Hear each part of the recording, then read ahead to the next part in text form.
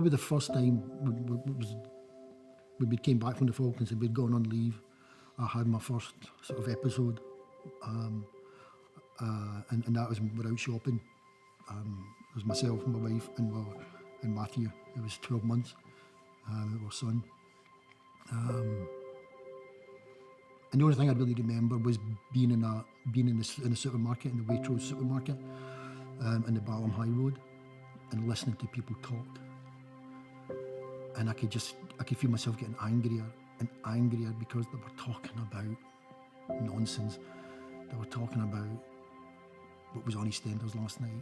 They were talking general chit chat that people speak about in supermarkets about, did you go and see mum last night? Did you do this? Did you do that? And I just thought I couldn't relate to what they were saying, what I was seeing, and where we'd been a couple of weeks earlier. And I couldn't relate. I couldn't put two. I just couldn't put them together. I thought I don't know whether this is real, whether that was real, what was real, and then I just exploded. My wife said that she said you just threw the trolley right up the aisle. You were screaming and ranting like a madman. And then I just had to get out into the fresh air. I thought I was going to just collapse. And it was just the pressure in my head was just so much.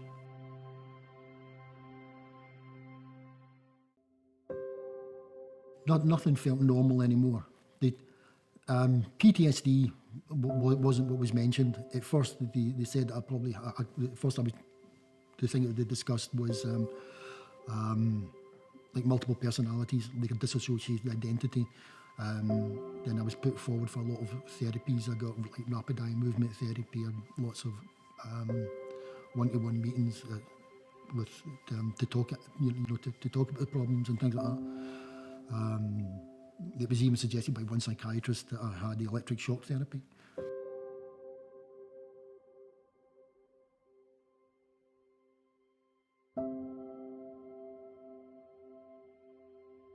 And unfortunately, when I got agitated, there was none of this fight or flight, because the flight was never an option for me.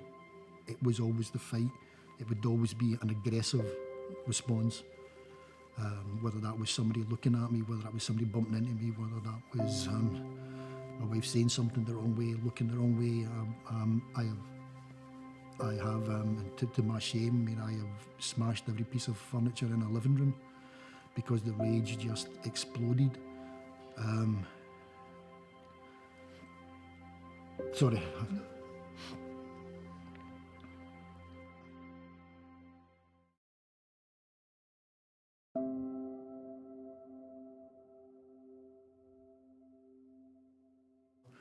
And a lot of that was because, I've got my wife. She was 20 years old. I was 21. I had my 21st birthday on the way to the Falklands.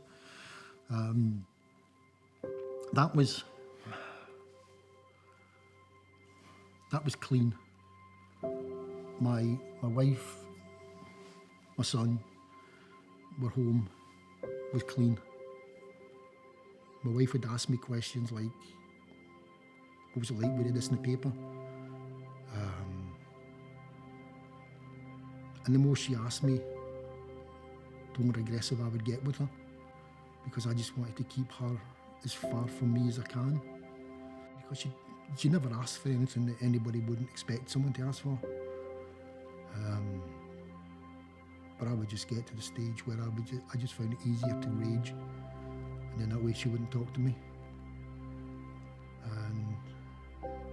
And I would stay late at the barracks. I would finish work but would just hang around because I just didn't want to go home.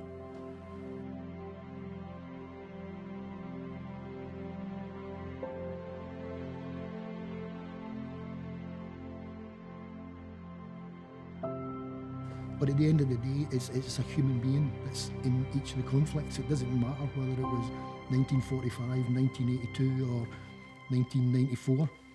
It's irrelevant.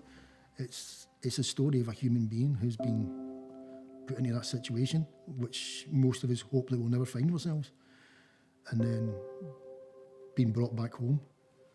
And then it's how you deal with that person when they get brought home is really what counts. You can bring them home and forget about them and just hope that everything's okay with them, or you could bring them home and make sure there's facilities, organisations in place, and that there's correct signposting so that people know where they can go. And that's where organisations like Erskine now, Erskine now, that's where it comes into its own, because this is a fantastic place for signposting.